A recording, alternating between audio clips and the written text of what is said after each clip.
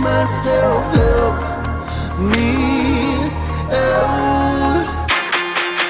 Have my bed, then you let go. I'm fighting with that too. I'm standing alone. Just like that, you left me cold. I guess at the end of the day, it's just me and my phone. Welcome back to Queen's Mindset. If this is your first time joining us, welcome, welcome, welcome. We are super excited to have you here tonight. We can't wait for you to meet our guest speaker for tonight. Listen, it just keeps getting better. Did I not tell you that we have 12 powerful women with 12 powerful stories, and every time it gets even better. But before I introduce her to you tonight, if you have not done it already, I want you to go right ahead and just hit that subscribe button just down below and make sure that you are subscribed to this channel so that you can be kept abreast of all of our videos. So as we continue season 4 of Battered Bruised, Not Broken, I'm going to go right ahead and introduce you to our guest for tonight because I know you're sitting at the edge of your seat and you can't wait to hear what her story is. So let's welcome her tonight. Welcome, welcome, welcome, Natassia. How are you? I'm doing well. Thank you. I'm excited to share with you guys. Yes, and we are super excited to have you here. Oh my goodness. I know they are they're watching and they're saying to themselves, what is her story? But before we get into it, I have to ask, can you tell us a little bit about who you are and what you do? Definitely. So as Kamisha mentioned, my name is Natassia, Wright, from Kingston, Jamaica, born and raised there. I'm currently a leadership consultant. I am a United Nations Peace Ambassador. So executive director of a company that my husband and I founded, Mindful. And what we do is we go into corporate entities and we train, focus. However, we also have a HR consultancy, Cover the World Speak, and also we are international authors. So many hats, but I'd say that my focus is teaching and destiny. Wow. And just like every other woman, I have to ask, where do you find the time? Where do you find the time to be a wife, to be an author, to run the company, to do all that fantastic stuff? Where do you find that time? That's a good question. Like a whole different podcast to go into. Finding time, making time, but man, you just gotta do what you gotta do. Yes, that's right. That's right. So I'm not going to keep them any longer. I know they want to hear your story. But before we run into it, I want us to start at the beginning. Let's begin to unpack some stuff. And I want you to tell us, about your adversity from where it began. Start from the beginning and tell us how that started. Wow. Okay. So I can back as being 10 years old, coming home from what we call primary school, because I was only in grade 5 when I came home and a young man met me halfway to say, hey, your house is on fire. And I thought he was just playing around. But by the time I got to where I noticed there were a lot of strange things happening. For example, an uncle was sitting on the road and he looked distressed. My aunt, she looked upset. I got to my yard gate. There was no house. That house was burned flat to the ground. 10 of us as relatives that were completely displaced. I like to tell people first experience, I would say, with something, didn't know how to process it. Think about it. A 10-year-old leaving Friday morning to go to school, to come back and not even be able to find clothes to. That is traumatic. Not knowing where they're going to sleep, how the family would survive. That was a terrible time for me. However, I remember remember months after that I came, and this time I was told that my father, who was my absolute world, I must say, shot and killed in the line of duty. So he was shot, execution site on the spot. For me, my world stopped. There was, to me, there makes sense because, like I said, he was my favorite parent. He was everything. Again, being 10 years old, I believe that my way of trauma was going around saying to myself that, listen, somebody's going to wake me, somebody's going to pinch me, and this is all going to be a dream. And so I believed I was suffering from depression, although not clinically diagnosed. I was still doing well in school nonetheless. I did realize that I just couldn't control my environment, because you see, I was born that was not the upper echelons of society. It was a ghetto. I was born and raised, and everything around me would almost point to because when I look at other people, I would say, man, is this what I'm gonna have to deal with for it wasn't very hopeful. But my mom, she pressed on and ended up getting Almontown, that community, and we went somewhere else. I grade at this point, I'm in fifth form, and this is in high school, for a prominent high school here in Jamaica, in Kingston. And I was doing this particular Saturday, my mom, she went to go run some errands. She came back. She was having an asthma attack, so she was not able to breathe properly. Anyone who is asthmatic, that this thing can get real serious. Get a cab. She would go to the hospital, to get some treatment, and she'd be right. Just that. Well, that Saturday, when I did that for my mother, that I saw my mother alive. 16 years old, I lost my father and then lost my mother. I was with and that reality for me was one that I didn't know how to accept. I must tell you, was that she died a Saturday night. The Monday exams to sit. Now, if you guys know what CXC is, you know that you need these grades to be able to go to university, to go to upper school. This is like the entry level to everything. And I know ultimately don't go because you didn't study. We didn't have time to study anyway. We were, but I pressed and I went because I could only remember my mother telling me to gain 6 of the 8 subjects that I was supposed to do. So I put on a brave face and I went to school that Monday morning. By the time I'm telling people, what happened, I just broke down. I went into my exams, and I everything during that time was just a haze because to unpack. I was going through so much. I didn't even know how I was exams, but I went and I did all 8. And about a month after, this is in the summer holiday, my grade coordinator, the one who told me that I ended up with 6 2s and 2 1s.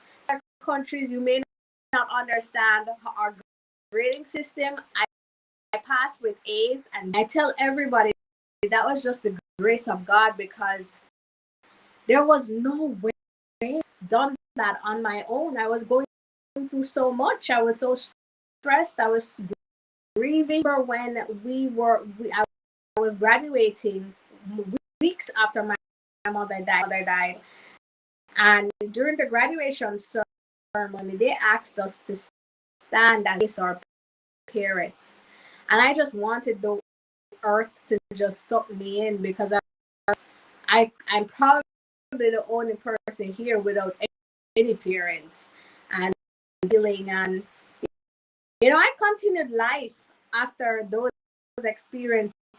Had very depressed, not very hopeful about my future. Um, After my mother, who was living in the States, had migrated in the nick of time to I. One year after my mother died, that grandmother died.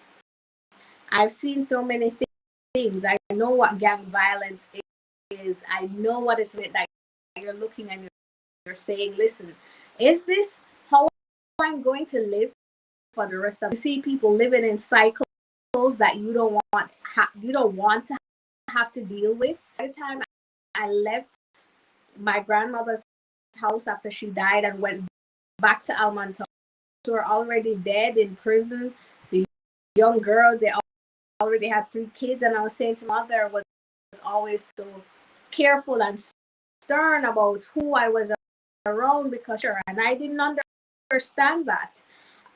But I've seen so many different things, poverty, and the list goes on and on. But that's pretty much what I went through as a youngster. Wow. I'm sitting here and I'm just like, woo, that's a lot. I know we're unpacking some stuff, but I feel like we got more than we bargained for because that's a lot. So let's start from the beginning where you said that, at the age of 10, you came home from school and there you're seeing your house up in flames and you don't know what to do. So walk us through, that feeling that you felt. Of course, we know it would not have been a good feeling, but how were you able to navigate that? Because you're not only, it's people may say, well, why would you grieve? You have to, because like you said, you lost everything. You don't Was know. everything. Yeah. So how were you able to overcome that part? I think a lot of questions they fail to realize that even a child can pick up on what's going on around. See your relatives who they're adults and they're crying their eyes out, savings. They lost their house. They lost everything they own to take work, or possibly they'll never be able to recover. And so for me, what everybody else was going through, not only that, but to look ahead and say, even go buy back all these furniture, and how am I going to get back on those? Those are things that are very, very hard to answer. And for a child, I'm even more adult. I'm looking around saying, oh my, where are we gonna sleep? Because we can't hold in this one room. Because the thing is, the yard was playing massive building. Lot of us as relatives living there, and on the other side, there was being constructed. Of the whole construction, it was just 2 rooms, so we all had to fit in those 2 rooms. It was chaotic, and on that day, I don't know how I could remember that out of everything else. Go to her shop to call my dad, who was doing some police station wherever he was posted. Phone kept saying, hey, I can't let you speak to him now because he's. And I remember saying to the gentleman, I said, my house just burnt down. He said, let me go get him now.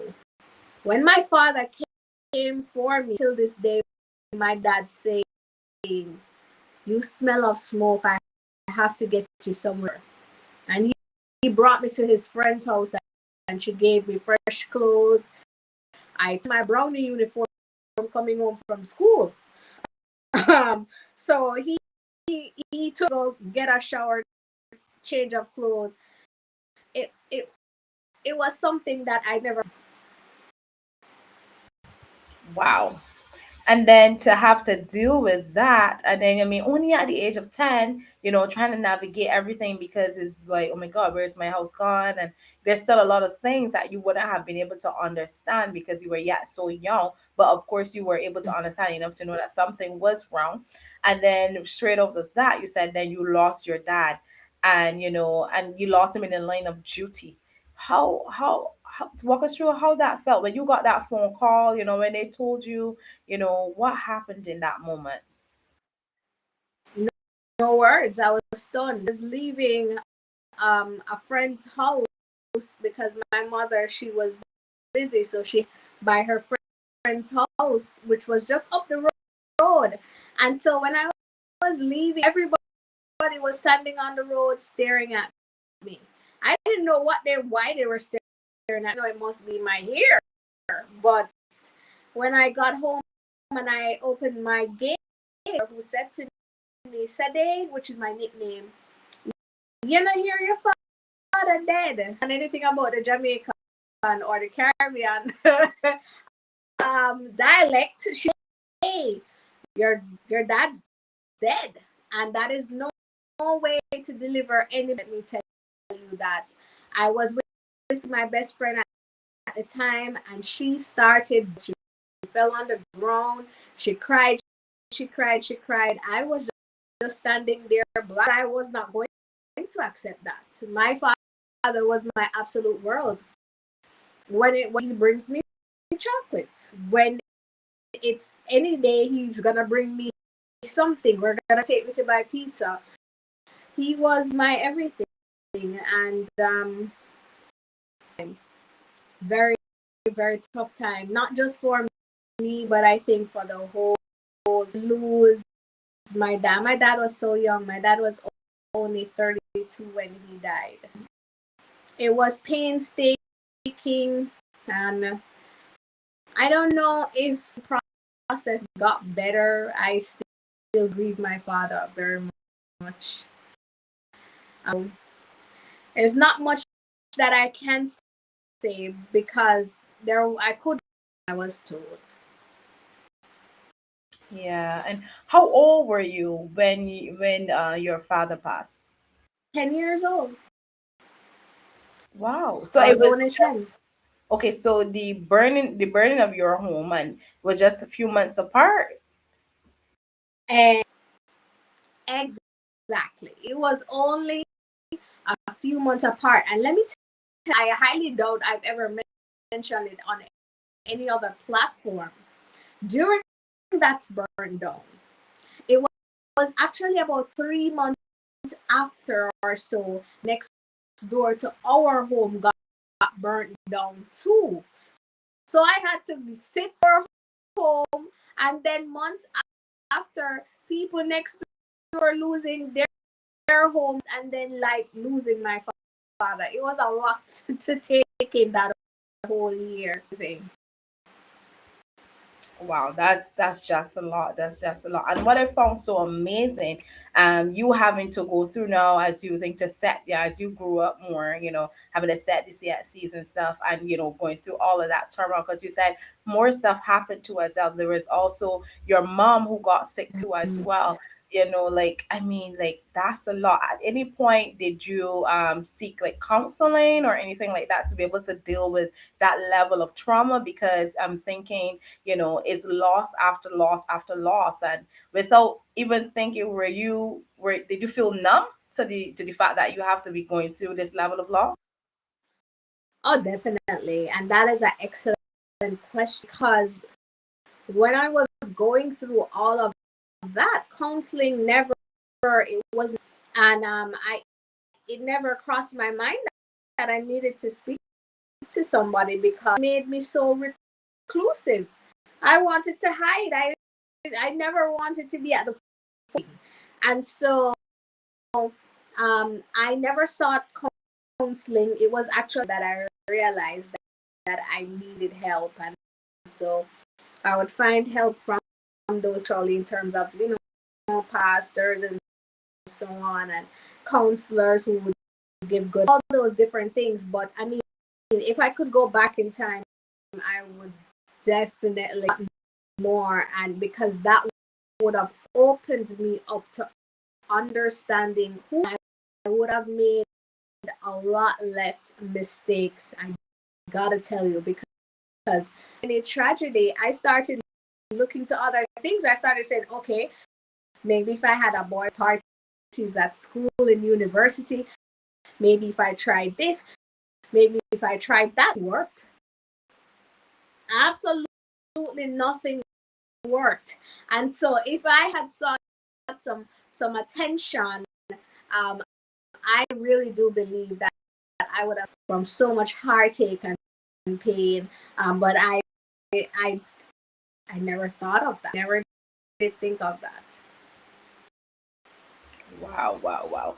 And I know that sometimes, especially as, as Black people, that's not our first attempt, because our thought process is that I don't need anybody in my business, I Exactly. I don't need anybody to be pitying me or anything like that. And that's why we look at that therapy. We don't see therapy that way. So it's important that for those persons who are watching right now, you're hearing Natassia's story. And if you are in that space, I want to highly recommend that you seek help.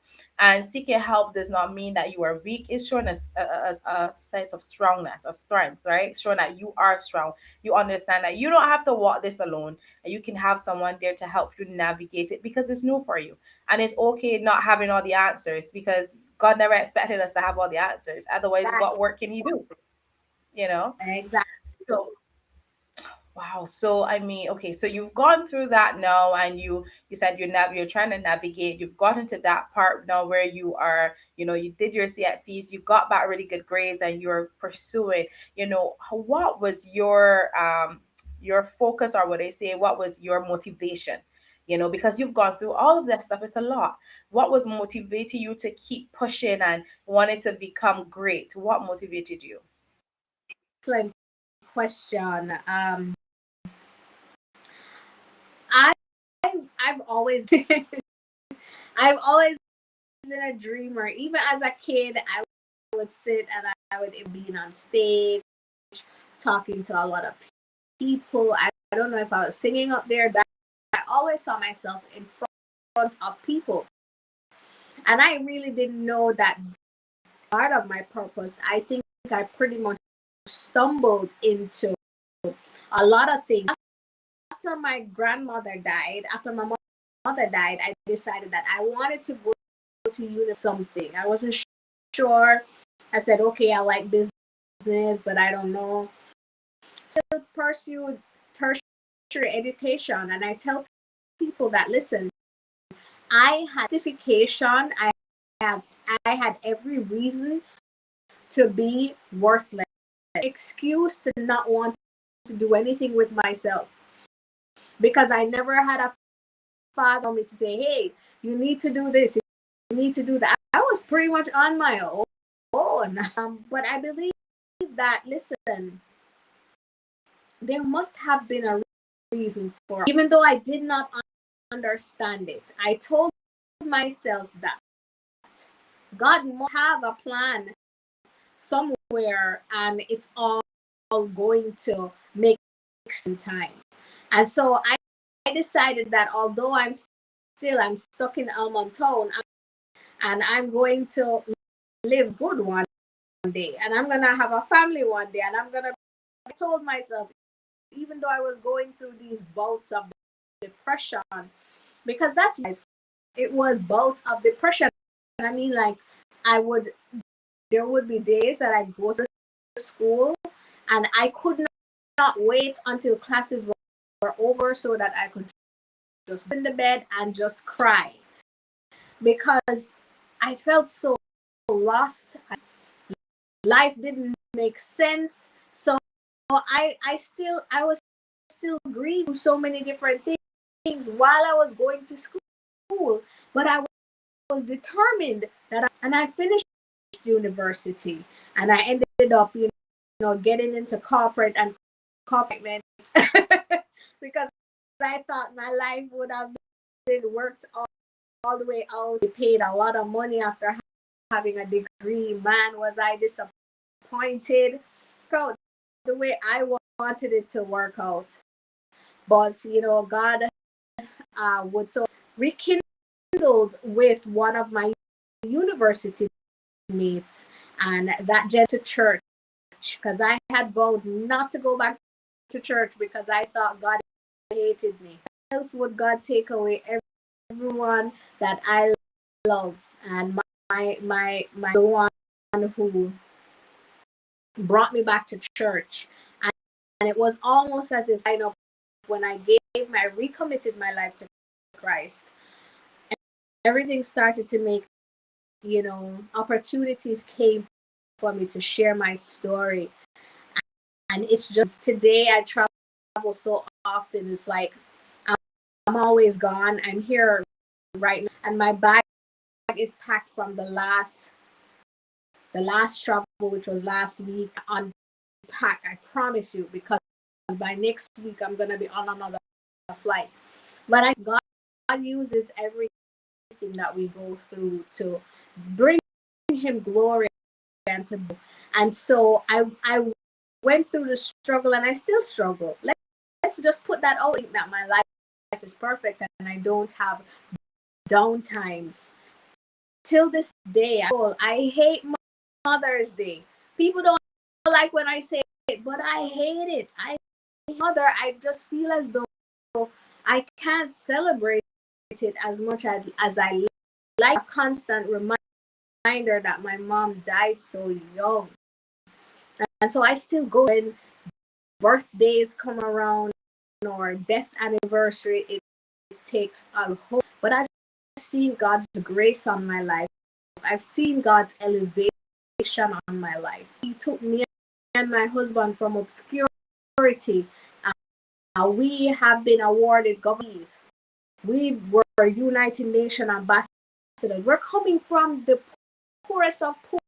We travel and we speak. We're authors, right? We train God. Today, our company, Mind Food International, has 100 employees.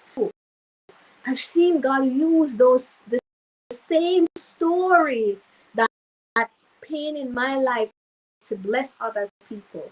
And so I just wanted to remind somebody, oh, kill you. There is an infinite plan, and it's going to bring God glory, and you might just keep holding on.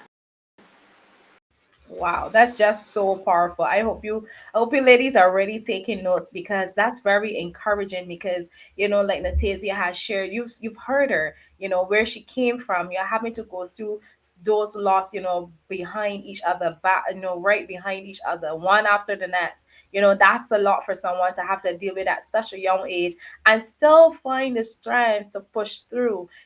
So if she can do it, I'm sure that you can. You can definitely push through. But I have to ask, Natassia, as you went through all of that, who was your support team? Who did you have to lean on? Because your dad had passed, and then your mom, and then your grandmom. Like, who was there for you outside of God, of course, that you Yes. could lean on? Thank you for asking that, because I have relatives today. Every time I do these interviews, they get mad because they're like you. Like, well, yes, I was alone in my feelings because I was broken, but I had were still, ensuring that I was okay.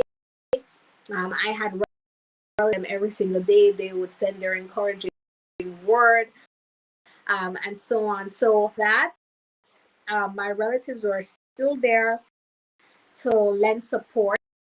But I think God has blessed me in such a unique way, guys. I want to share this with you. I don't have my birth parents.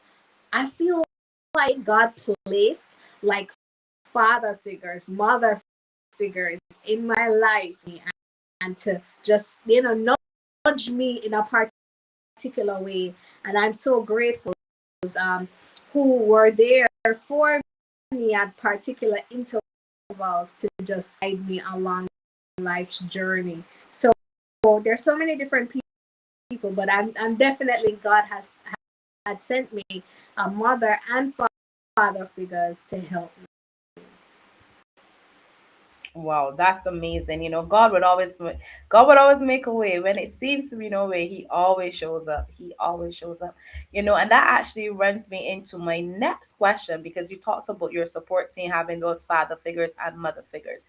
Having lost your parents so early, did you struggle? Because I know you mentioned part of it slightly earlier when you talked about doing other things, and because obviously you were angry at God, and why do you allow this to happen? But did you find that it was harder for you now, or to be able to navigate, those relationships now with the opposite sex, because you didn't have your dad there to really show you how a man is supposed to treat you, and then you didn't have your mom there now to tell you, okay, this is how a lady behaves. How was that process for you not having them there? Amazing, because and I'm gonna be completely, explicit, as in rude, but I'm just gonna just put it out there. Losing my dad, about me not knowing how a man should treat me, because my dad treated me so. My dad treated me like an absolute. I never had to ever worry about anything. He was comforting if I was this, that, and the other. He was he was just everything to me. Right? What happened though is that it made me fearful of males. I felt as though I never had that individual to protect me. Remember, I told you my dad was a police officer. So he's walking around with his gun. He is, always serving and protecting. I remember there was this one instant where at school he punched me in my stomach. And when I told my dad, where does he live? And I told him, oh, he lives on the road, right behind my road. And I wanted to show me where he lives. And let me tell you, Kimisha, what my dad pulled up one Saturday with a Jeep load of policemen. And he brought me to that little boy's house, and all the police went straight in the yard, asked for him, and he said to him, listen, for you next time, if you ever touch my daughter again. And what that was so symbolic to me, because since my father died, God and continues to be my protector, and that's how I see. Someone betrays me, does me anything, he is going to step in for me. I point where I was just fearful of the opposite sex. I wasn't so sure if I trust them. But where my mother was concerned, when I lost my mother at 17, I think having to deal with both losses so really pushed me over the edge. It really pushed me to find other means to think. For example, I never started any sexual activity when my mother died, because my mother was a strong Christian. She had her moral and in line with the Bible, and so were mine. But when she died and I fell on God, I thought I needed to turn to other things. And of course, by the time road, I ended up in more problems, because boys will be boys. And my expectation, and so I had to learn. Listen, I had to put on underwear and just learn my lessons. But yes, my definitely affected me in more ways than one. So it has this factor of trying to console yourself some other way outside of God.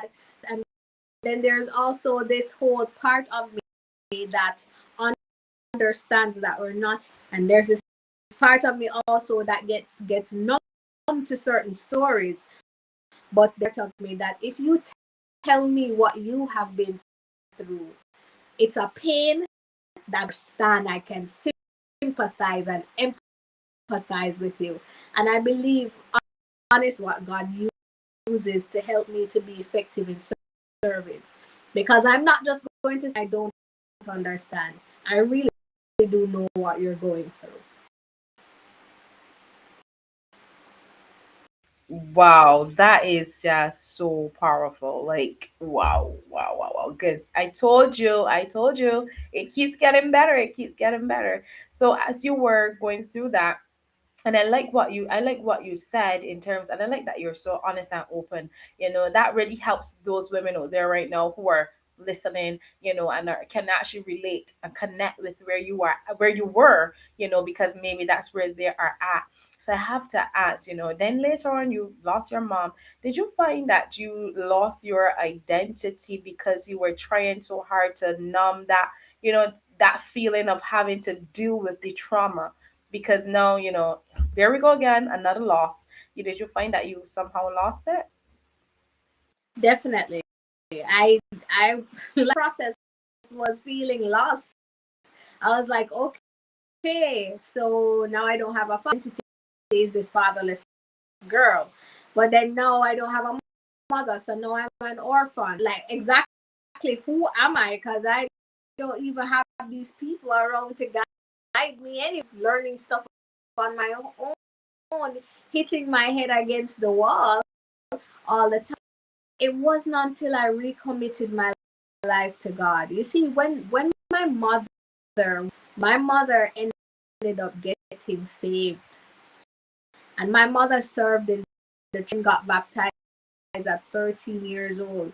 I knew God from early, and I was strategic because He needed me to know Him then before everything really took place. Come back to Him, but I hardened my heart because I said, you know what, God, you don't can allow this to happen to my mother that served you, then I'm not gonna do it. But the story didn't make sense until I recommitted my life. When I truly said that He is my source, and it's not what people say about me that has happened to me that matters. What matters is that He says I am the head, and says I am His righteousness. He says that, listen, my daughter, I am your father, and so many other things. He says that He's not until I started understanding all these things that I could say those things that I'm not. And a lot of us ladies, we have to do that. Have layers upon layers on us of what people said about us, of what we become. They said, oh, you're gonna be like your mom. Oh, you're never gonna amount to anything. Or anybody else in your family. And we have to start peeling away those things to get down to what does God say about us? Who are we really? And to that, let me tell you, nothing will be able to stop you. Absolutely nothing will be able to stop you. When you who you are, then you realize that, listen, the enemy has been lying to me all because he did not want me to know that regardless of what I go through, God loves me. He is going to give me double for my trouble. I still tell myself that He's gonna give me trouble. And indeed, I have seen it happening already where God has just blessed me anything that I could think or even imagine. Wow. Wow, wow, wow, wow, wow. That's just wow.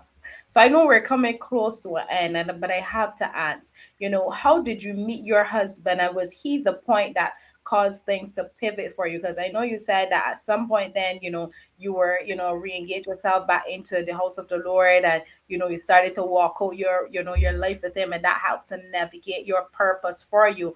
Did you meet your husband when you were in that process of pursuing purpose, or was he kind of always there, all along? So my husband and I, we knew each other from university.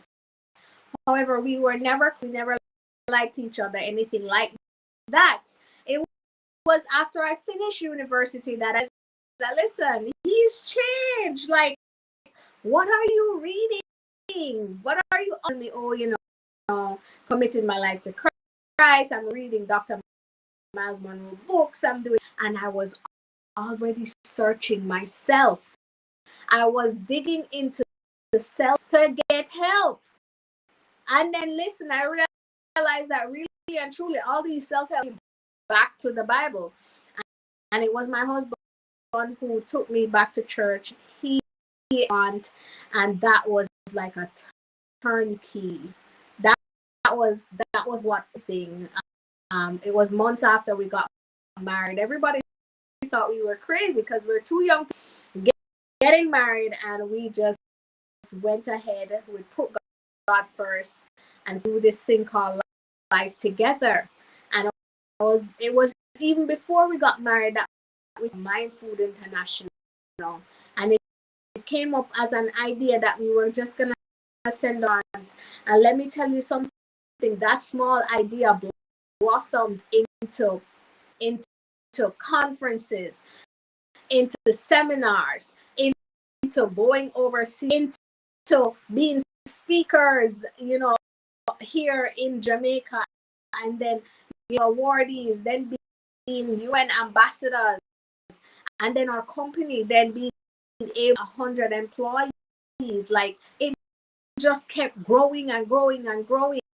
So he came, and I think everything just shifted gears because we decided that, come what may, we were gonna lock hands and be together. And I'm so grateful for him, I must tell you, because I can't show up without him being there, helping me to stay organized, keeping me on top of things. Because ask Kenisha, I do have days where I feel like I just wanna go back to things.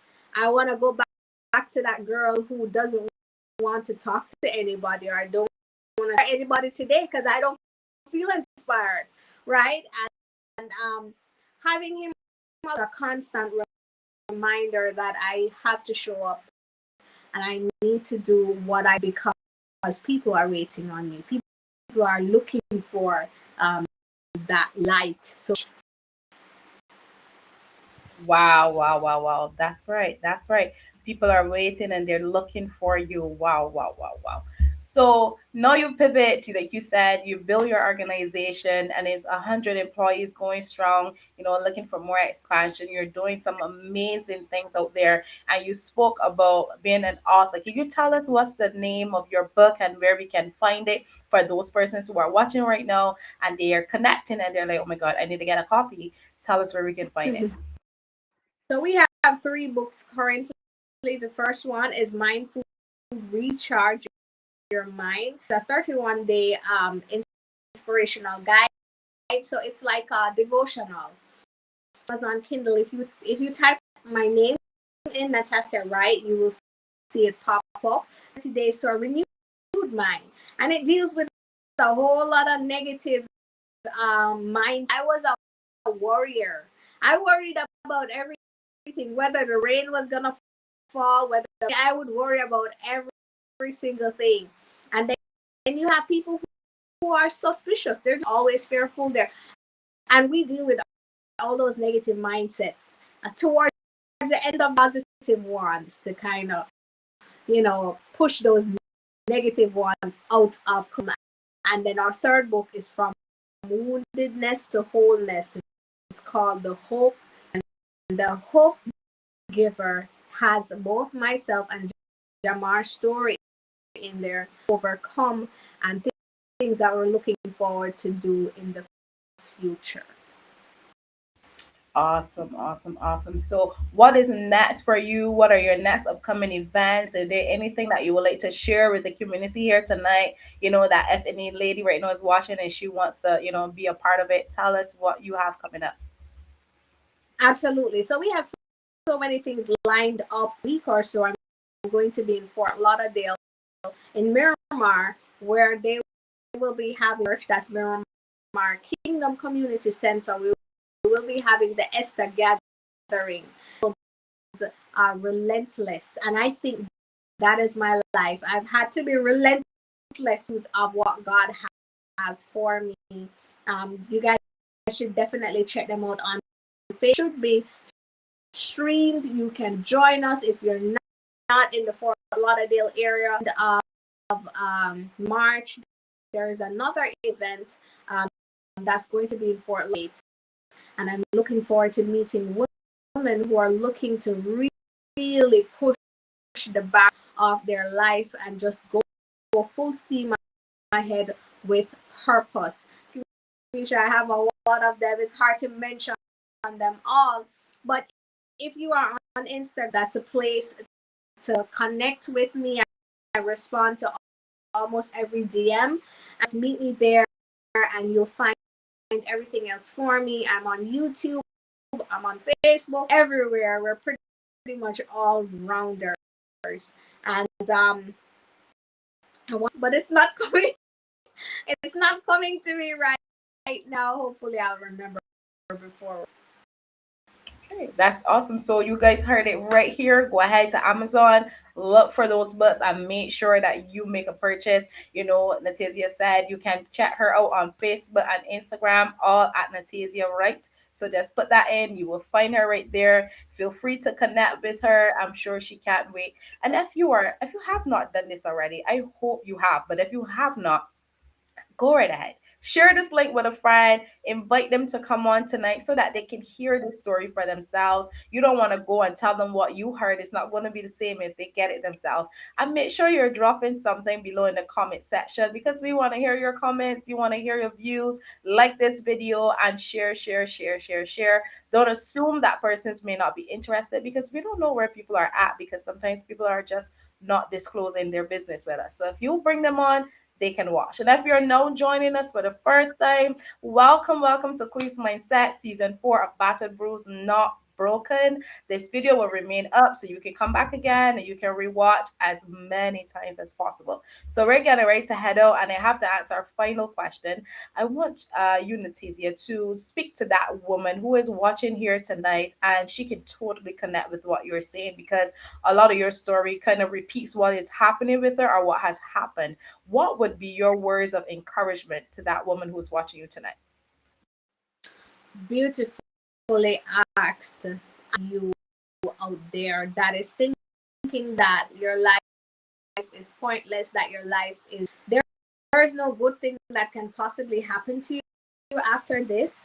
I'd like to let you know that there's a God up above and he has divinely orchestrated so many different. I know for sure that he has divinely orchestrated today. He sat where he was and he decided that Natassia was gonna come in 1988, and on today, this specific day, she would be in mindset, sharing her story, and you would be hearing it. Woke up this morning, it means that your life still has a purpose. There is still you to do. And yes, you may not feel like that type of woman who has everything together. I want to let you know that you don't have to. Because our brokenness have gone through are the very ones that the Lord will use to bless other people.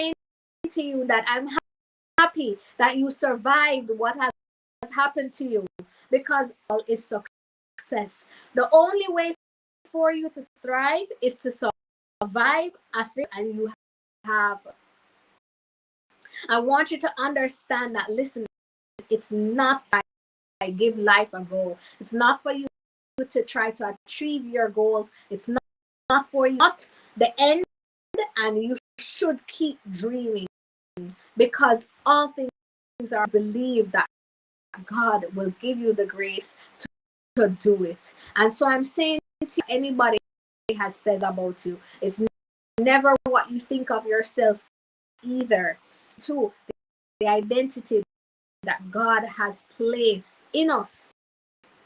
We are his, he has a good end for us. Once we remember that, the rest is history. There are other women out there that are waiting so that they can win. So you can't give up now, because if you give up now, Mark, and So I'm saying to you, arise, get up and go walk. It's still possible.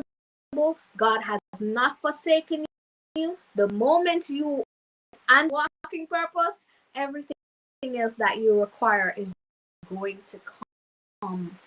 A difference in your society and in this whole entire world. Amazing opportunity to be able to share with you guys. I'm gonna throw it right back. Wow, wow, wow, wow, wow, wow. Thank you so much, Natassia. It has been a divine pleasure having you tonight, share with our community. I have definitely enjoyed your story tonight because it's a story of encouragement. And I know that the women who are watching here tonight, they have been encouraged and they have felt that hope. There's hope there to pull them out from where they are. So thank you so much for Thank you, being so family. transparent. Yes, Thank you are you. most welcome. Yes, yes. So, ladies, we want to thank you so much for joining us tonight. And it was a pleasure having you to be here tonight. We know that you got exactly what you came here for. And remember, share this link with a friend, drop a comment below. Make sure you're liking this video as well. And make sure that if you have not done it already, that you are subscribed to this channel. We will see you on our next episode as we continue our journey for Battered Bruised, Not Broken. So have a good night and we'll see you soon. Goodbye.